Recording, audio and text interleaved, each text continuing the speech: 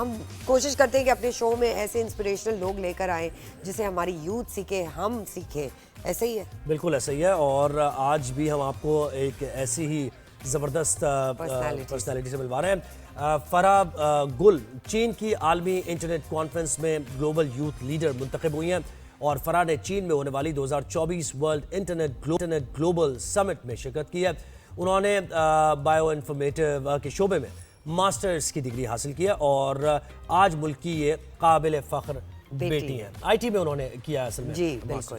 तो फराह हमारे साथ हैं, उनको वेलकम करते हैं शो पे। अस्सलाम वालेकुम Farah, thank you so much for joining us. सबसे पहले तो आपको बहुत मुबारक हो कि आपकी ये सिलेक्शन हुई है 130 ममालिक में से।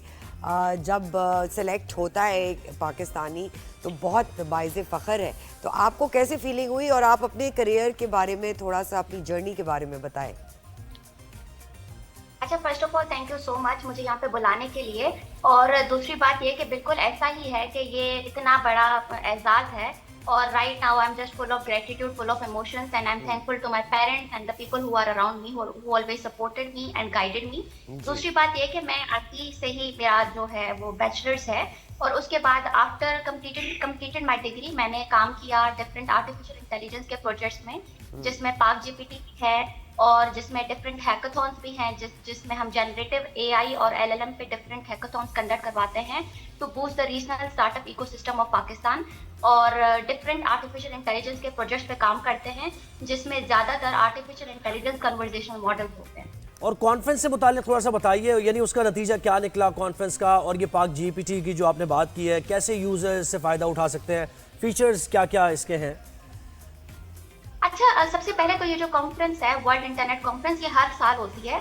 इसमें 90 कंट्रीज में से तकरीबन 18 बच्चे 18 मुल्कों में से सिलेक्ट होते हैं और इसका जो बेसिक थीम होता है वो ये होता है कि आर्टिफिशियल इंटेलिजेंस से रिलेटेड ये जो टैलेंट है दुनिया भर से वो उसको कलेक्ट करते हैं।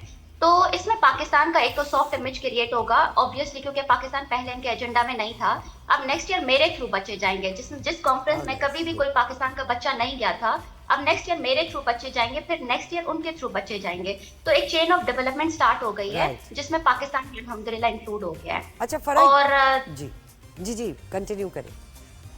और दूसरा पाक जीपीटी जो है वो एक आर्टिफिशियल इंटेलिजेंस कन्वर्सेशनल मॉडल है। आपने चैट जीपीटी वगैरह का सबने सुना होगा। ये डिफरेंट इस तरीके से है कि एक तो इसमें इंटरनेट जो ये जो यूज होता है वो तो एक इंटरनेट बिल्कुल भी ना हो फिर भी यूज कर सकते हैं इसको, क्योंकि जो चैट जीपीटी है वो सिर्फ 4G या 5G पे काम करता है। तो ये बिल्कुल 0G पे काम करता है, मतलब इंटरनेट ना भी हो तो ये काम करेगा। दूसरी बात ये कि तो कैसे यानी काम करेगा थोड़ा बताएं, यानी ये इंस्टॉल होता है बाकायदा, उसके बाद फिर इसको यूज करते हैं, इंटरनेट ना भी हो, फंक्शन कैसे करता है? अच्छा, इसमें ये होता है कि एक तो ये नंबर, इसके हमने इसको 3 तरीके से इंट्रोड्यूस करवाया है। एक तो इस पे नंबर होता है, आप एक नंबर पे कॉल करते हो और अपनी लोकल लैंग्वेजेस में बात करते हो। अब देखो जब आप कॉल करते हो ना तो फिर आपको जरूरत नहीं पड़ती है किसी भी इंटरनेट की, तो आप अपनी लोकल लैंग्वेज में उससे बात करते हो कि मेरे अराउंड क्या है या किसी भी तरह की इंफॉर्मेशन जो भी आपको इंफॉर्मेशन चाहिए। तो इस तरह से वो विदाउट इंटरनेट काम करता है। दूसरा इसका वर्जन एक व्हाट्सएप पे भी है, आप व्हाट्सएप पे भी नंबर पे जाके इससे कुछ भी पूछ सकते हो ऑडियो में, रिटन फॉर्म में, और इसकी एक वेबसाइट भी है। तो जैसे कस्टमर सर्विसेज होती हैं उस तरीके से ये काम करता है, लेकिन उसके अंदर फीड होगा ना सारी चीजें, सारी इंफॉर्मेशन, या फिर वो रिकॉर्डेड एक चीज चलती है, मैसेज जो भी आप सवाल करते हैं उसका जवाब रिकॉर्डेड चलता है? नहीं, रिकॉर्डेड नहीं होता, उसमें बिल्कुल हर तरह का जो डाटा है वो हमने फीड करवाया है। डिफरेंट रिसोर्सेज से डाटा कलेक्ट करके हर तरीके से जो डाटा है वो उसमें डाला है। और अल्हम्दुलिल्लाह अभी आप उनसे कुछ पाक जीपीटी से कोई क्वेश्चन करेंगे तो वो मोर देन 1,50,000 तक वो आंसर कर सकता है क्वेश्चंस। कुछ में अभी तक है शॉर्टकमिंग, लेकिन with the passage of time इस पे काम कर रहे हैं। अच्छा फराह, ये बताइएगा, पाकिस्तान ऑब्वियसली एट पार तो नहीं है when it comes to technology, but at the same time आपने क्या महसूस किया, इतनी सारी कंट्रीज़ जो आई उसमें आपकी रिप्रेजेंटेशन क्या उसी लेवल की थी? जब टेक्नोलॉजी की बात आई, आईटी की बात आई, वर्ल्ड ग्लोबल लेवल वाली टेक्नोलॉजी है हमारे पास।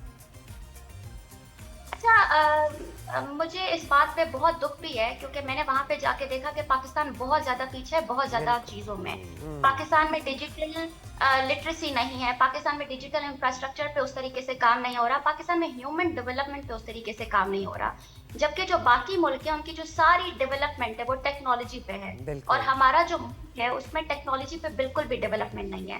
तो बिल्कुल वहां पे जाके मुझे बहुत ज्यादा रियलाइज हुआ कि हम लोग कितना ज्यादा पीछे हैं, ओवरऑल पाकिस्तान कितना ज्यादा बाकी मुल्कों से पीछे है और इसमें बहुत ज्यादा जरूरी है पॉलिसी मेकर्स को और गवर्नमेंट को कि वो आगे वैसे आए। खुशी की बात इसमें सरवत ये भी है कि आपका ताल्लुक दादू से है, आपने खैर इस्लामाबाद में तालीम हासिल की, पसमानदा इलाकों में जाकर लोग कैसे फ़ायदा इससे उठा सकते हैं या कैसे आपके प्लान्स क्या हैं, क्या काम करना चाहती हैं फ्यूचर में?